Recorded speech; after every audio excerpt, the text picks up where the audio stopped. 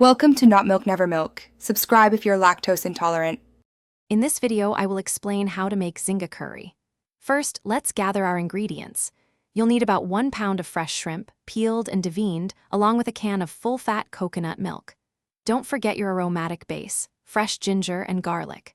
For the spice blend, we'll use turmeric, cumin, coriander, and a touch of chili powder to give it that authentic kick.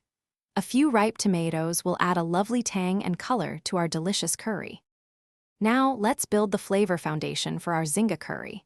Heat a tablespoon of oil in a large pan over medium heat.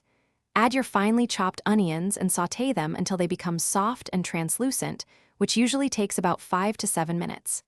Next, stir in the minced ginger and garlic, cooking for just about 1 minute until they become wonderfully fragrant. Finally, add your dry spices, toasting them briefly to unlock their full aromatic potential.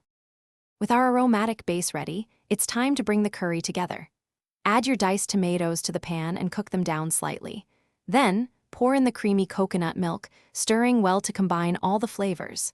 Bring the curry to a gentle simmer, allowing it to thicken slightly for about 5 minutes.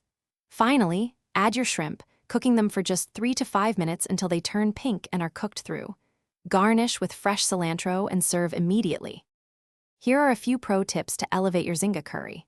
Feel free to adjust the amount of chili powder to match your personal spice preference. A little extra can really kick it up. For an even richer, more luxurious texture, consider stirring in a splash of heavy cream or a small knob of butter right before serving. And speaking of enriching your life, check the description below for a link to a fantastic book that can truly change how you think about money, along with other great deals.